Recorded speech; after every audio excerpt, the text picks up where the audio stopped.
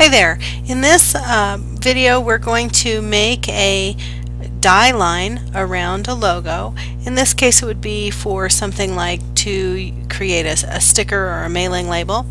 As you can tell, I've already got a logo design that I'm going to work with for today.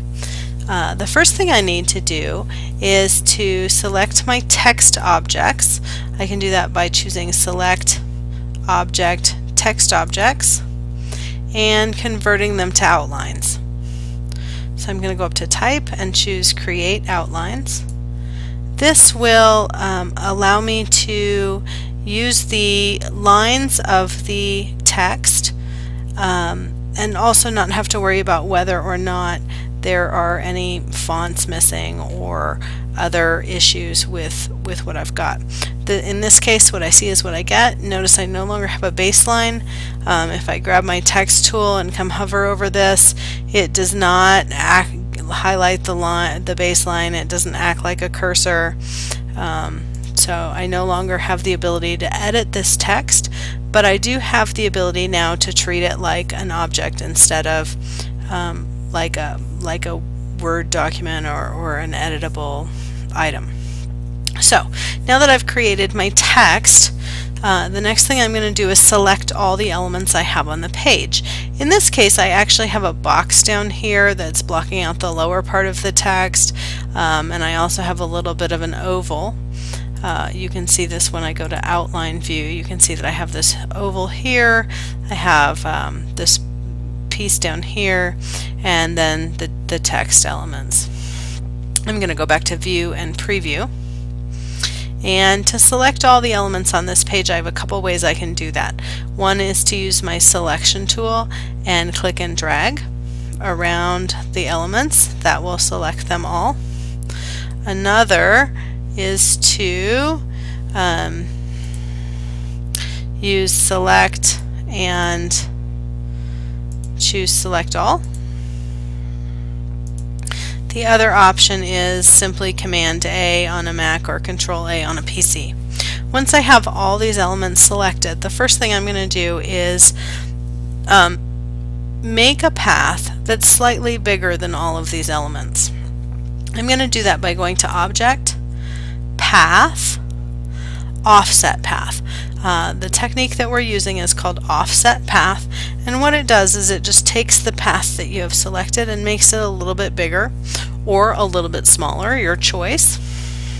I'm going to click the Preview button so that I can see what it's doing to my object here.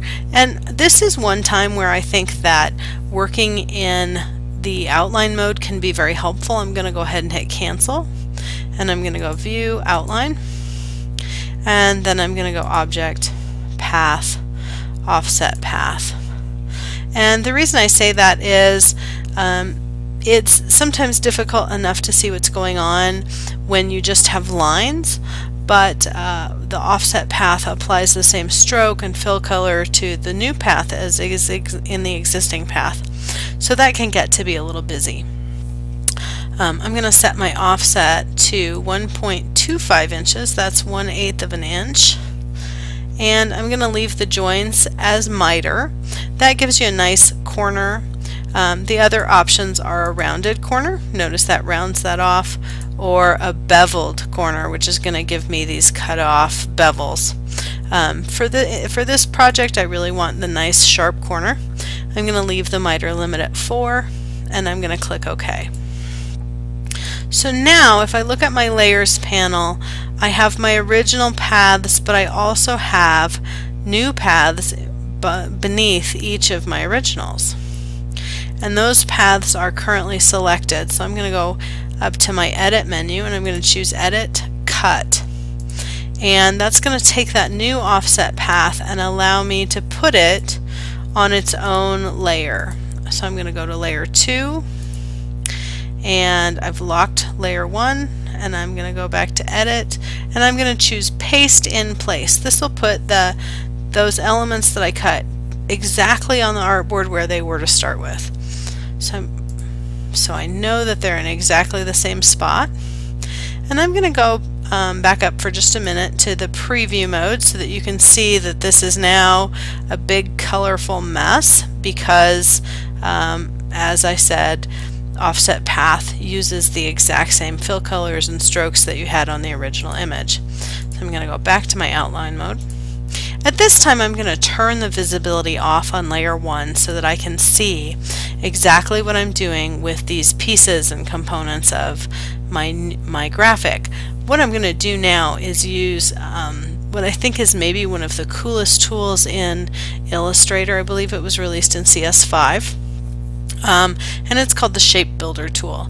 The Shape Builder tool allows me to very quickly select the tool, select my outlines, and click and drag across these components. You notice as my cursor hovers over any one of these pieces, I get sort of this little gray mesh fill. And what Illustrator's doing is telling me that if I click and drag, I'm going to create one shape out of the areas that I have filled in with this grid. So I can click and drag repetitively here a little bit, click and drag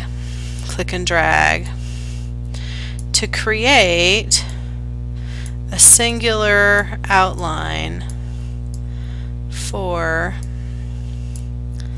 my path. So now instead of having all these little pieces, I have one nice clean path.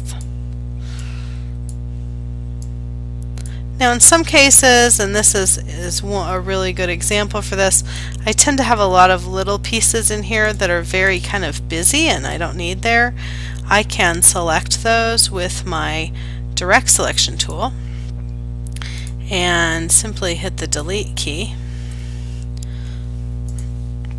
And whatever pieces I've drawn my arrow around will be deleted when I hit the delete key. One really important thing to note here is that I want to make sure to click off my design in between making these selections, because if I hit the delete key twice, the first time it deletes the anchor points that I've selected. The second time it deletes the entire path. So I want to make sure that I don't do that. I'm going to go ahead and do undo here. So I have my path back. And I'm going to come in here and just clean up these little corners.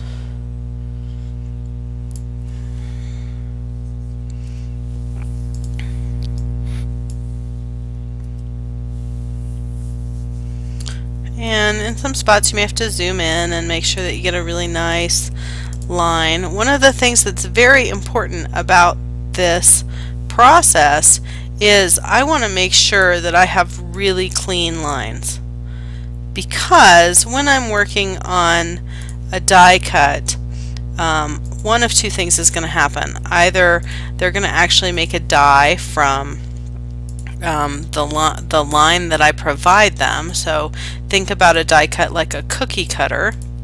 If I have a nice clean cookie cutter, that's always better than having a messy cookie cutter. So I'm going to go in on both sides and kind of clean that up.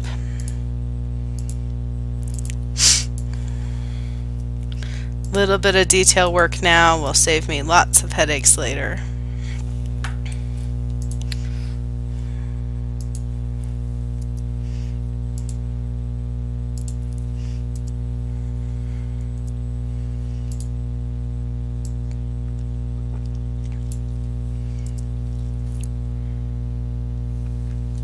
And in this case it happened to be that I had sort of some complex shapes as I was working on this, and that's okay.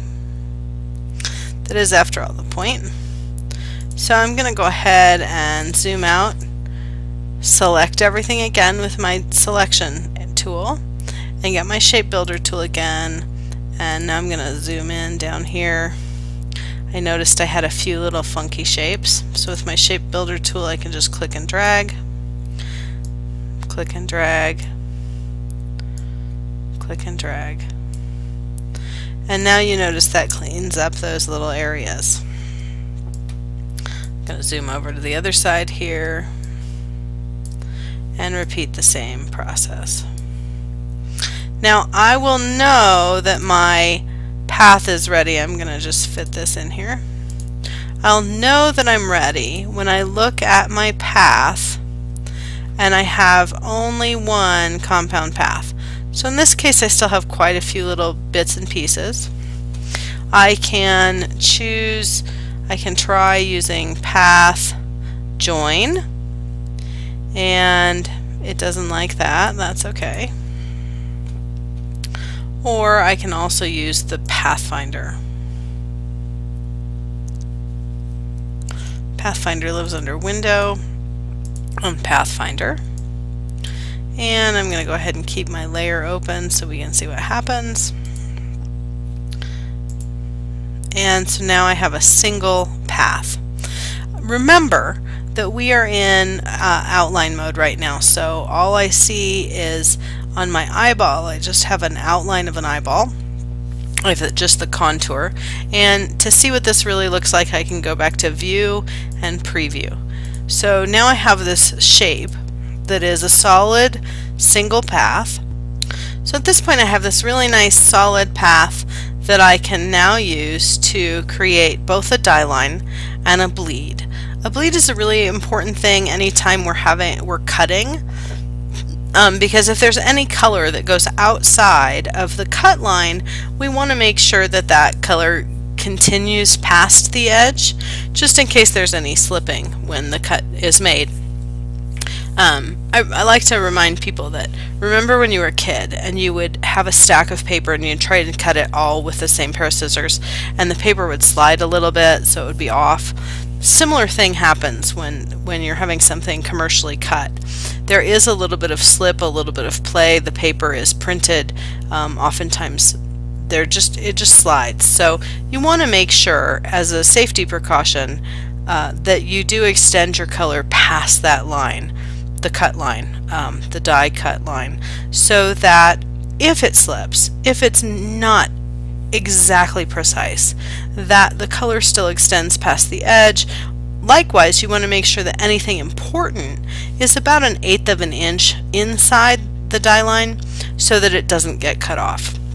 Your customer will be very unhappy if you provide them with these custom cut stickers that you've cut off half of their phone number, for example.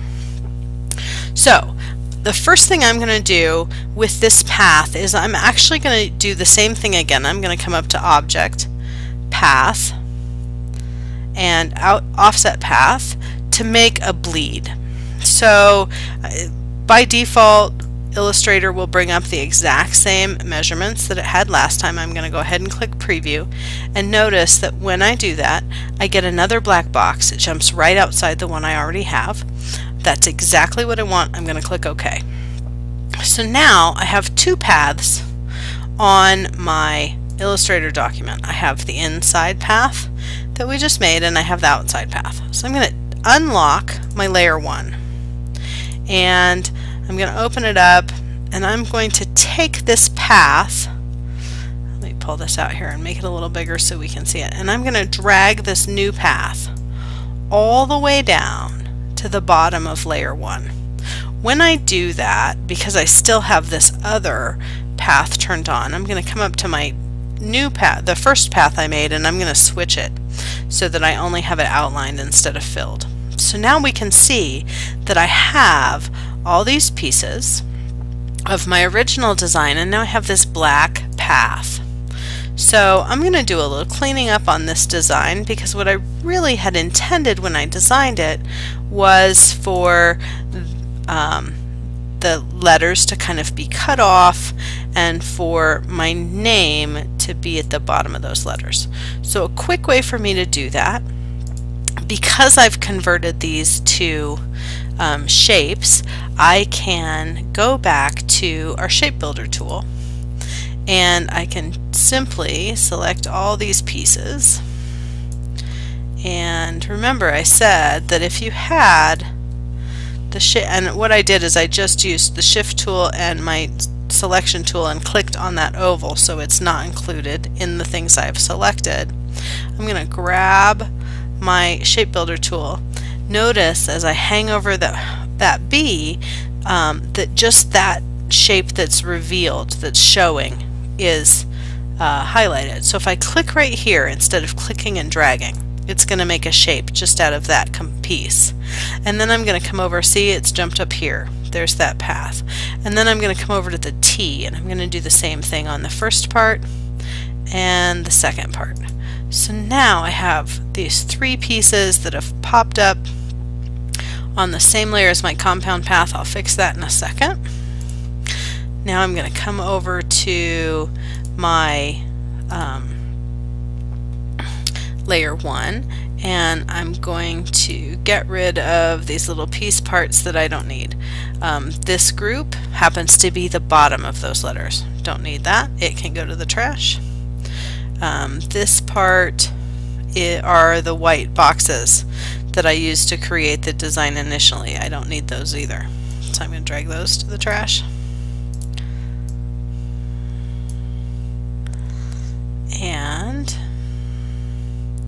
so then last but not least, I can take these letters back down to the bottom, and they'll have a black outline that I don't really want them to have, so I'm going to get rid of that.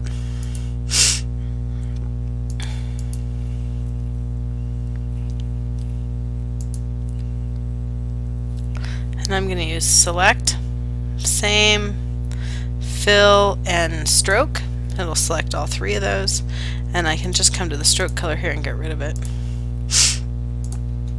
So now I'm going to turn off this top layer, which is our die cut, and I'm going to come down to our other layer here, and I really want to take this compound path and I want to tweak it just a little bit, because if I turn off these letters, I notice, oh, they were really big and they did not get included in with the Shape Builder tool.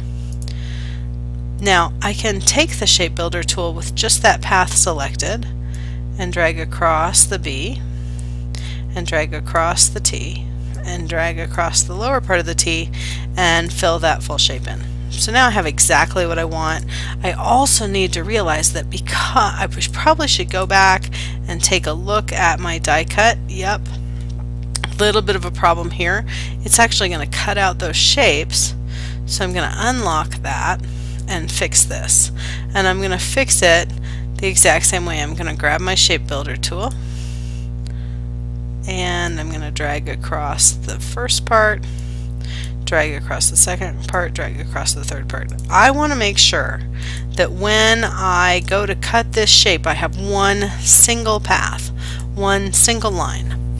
Now if I did want to cut a portion of that out, then I could have done that. I could have had those letters cut out of the logo, and that might have been really cool.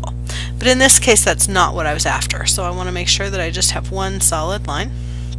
I'm going to turn all these pieces back on, including this back path, and let's fill the back, let's fill this bleed maybe with a gradient. That might be kind of cool.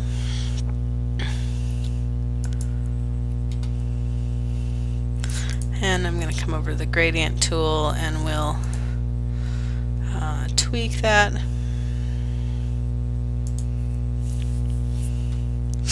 Let's change these to like bright green maybe. Oh, or dark. Yeah, there we go. Something that really pops. There we go. So now we have this design that is got a really cool edge to it. We have this nice rounded bottom and this kind of jags up here along with the letters. So how do we let the printer know that that's what we want? We have the bleed set up. That's this back piece right here. So the color extends past the cut line. And I have this path, and that path is the part that I want to let my printer know this is the die line, I need you to cut it. So what I'm going to do, there's about 2 steps to this. The first thing I'm going to do is I'm going to go to my color panel, and I'm going to choose a color that is not in this document. So maybe I'll choose something like kind of dark green. Then I'm going to go to my swatches panel, and from my swatches panel I'm going to choose new swatch. When this dialog box comes up, there's a couple of things I need to do. First of all, I need to name this die line. And I like to name mine die line, do not print. And then the most important thing I'm going to do, this is the most important step, is I'm going to, in the color type box, choose spot color. That's going to take this particular color and make it its own plate when we print the plates. That's really important because that plate will be the line that the printer knows to use as the die cut, and it won't show up on any of the other plates. So I'm going to go ahead and click OK. And the next step, there's one other thing I have to do. I'm going to choose this path and I'm going to come up to Window and I'm going to choose Attributes. Attributes is going to pop up a little dialog box, and in this dialog box I need to choose Overprint Fill or Overprint Stroke. So right now I don't have the path selected. I want to make sure I have the path selected. Notice there's no fill for this path, so Overprint Fill is not an option. But I do want to overprint the stroke. The reason I want to overprint the stroke is so that when the other plates print, the color prints underneath this die line. If I don't have overprint stroke checked, InDesign, Illustrator, any RIP printer will leave a space for that line. And I don't want that line there because that line is just an imaginary line. So I'm going to make sure I have overprint stroke checked. The other thing I'm going to do is I'm going to come rename this layer. I'm going to name it die line. That way my printer has a good idea of where that is. And that is all there is to it. Now I'm going to go ahead and save my file. And just so that you can see what happened and where this all went, we're going to go check out the Window Separations Preview. Separations Preview is going to show you your plates. And I'm going to go ahead and I have one other thing I have to do or this isn't going to work. I made my spot color, but you know what I forgot to do was actually change the line so that it is the spot color. So here's my die line, and right now my die line has a stroke color of black. I need to change that stroke color to my die line spot color. I know it's a spot color because down in the corner here is a little white like tear off tab. So I'm going to go ahead and click that. And that has changed that stroke to this die line color. So now I'm going to click Overprint Preview, and when I do that, notice in my Separations Preview that I now have 5 plates. I have a plate called Die Line, Do Not Print, and if I turn that off, our die line goes away. I have a plate called Cyan. I have a magenta plate, a yellow plate, and a black plate. I have to have one plate on or nothing shows up and it won't let me turn off the last one. So let's build this from the bottom. Here's our die line, our black plate, our yellow plate. Notice if I turn off the die line, there's no break. The yellow is continuous. Our magenta plate, our cyan plate, so there's all of our colors and there's our die line. That's all there is to it. Voila! You've created a complex die cut in less than 20 minutes. Thanks so much for your time. Have a great day and we will see you soon.